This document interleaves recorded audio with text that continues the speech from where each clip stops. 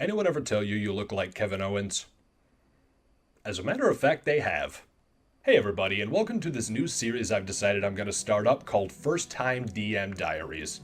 So, I have a very interesting history with Dungeons & Dragons. As some of you may know, because I've mentioned it in previous videos, I was not allowed to play Dungeons & Dragons when I was a kid. In fact, I really didn't even know what it was aside from it's satanic and you're not allowed to play it. So over the years, I just didn't really think much of it. Around 2011, however, some people whose live streams I was following were playing Dungeons & Dragons, so I got to see what it was like firsthand. And quite frankly, I was amazed. Just this concept of playing with your imagination, but at the same time using dice to determine the outcomes. In my mind, it was like playing a literal RPG. Which tells you my background of a gamer, because when I think RPG, I think Jade Empire, Mass Effect, Knights of the Old Republic, games like that.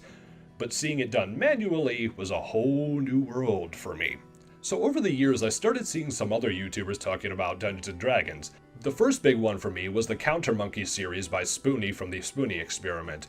I just thought it was fascinating listening to someone's stories of playing Dungeons & Dragons, and I think this really opened the door for me to understand, like, what you can do in this game.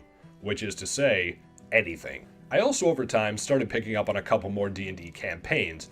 First starting with Acquisitions Incorporated over on Penny Arcade, then Dice Camera Action over on the Dungeons & Dragons channel, and on top of that, the Acquisitions Incorporated C-Team over on Penny Arcade's YouTube channel. So with all of this knowledge of Dungeons & Dragons, I really just wanted to play.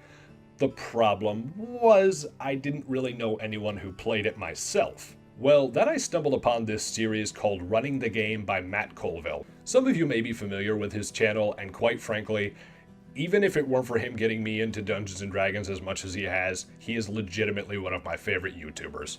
I'm not even kidding, the guy reminds me of an older me. Take that however you will. I believe I first stumbled upon him with his video titled Why We Play D&D, where he explains a session with him and his friends where he pulled a magnificent fast one on him with the help of a previous player. It was absolutely incredible, it blew my mind away. But on top of all of that, his Running the Game series really explains to you how you can be a dungeon master and quite frankly how easy it is. With so many tips and tricks, it really inspired me to just be a dungeon master myself. Now, for those of you keeping track at home, I have literally never played the game before. Now, many dungeon masters, him included, highly recommend that you play the game before you DM, just so you know what it's like to be on the other side of the screen. And I will say that probably is really good advice, but in my situation, I just really didn't have anyone to play with, and on top of that, knowing some people who did play Dungeons & Dragons, not a lot of people really want to run it. It's a lot of work, and quite frankly, if you don't want to commit to it or you're not able to commit to it, it's just going to wear you down, your players are going to get upset, your party's going to fall apart, and the game's only going to last 1 or 2 sessions. But you know what? I just decided to roll with it. I love storytelling, I came up with a great idea for a campaign, I told all my coworkers I wanted to run, and as of now, I kid you not, I have a party of 6 people consisting of coworkers and friends. What have I done? So effectively, this series is going to be a set of campaign diaries. After every session, I'm going to sit down and go over what happened in the session, but also go over what I learned as a result. Believe me, I'm learning a lot. Whether it be rules, how my players behave, or even little tips or tricks that I picked up just playing the game myself. So with the introduction out of the way, the rest of this video is going to be me describing my homebrew campaign setting, along with introducing my first 3 players. The kingdoms of Riverfall and Stonevale share a continent split by a 10-mile wide river. Being neighbors, they do not get along at all. They've been at war on and off for at least a millennia now. However, the past 10 years they've been at peace. This is very strange. Now, to the people who live there, they know exactly why. But to outsiders, it's a bit concerning, especially when business as usual is war.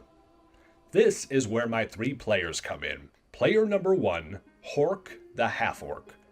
Hork is a veteran of the previous war for the Kingdom of Riverfall.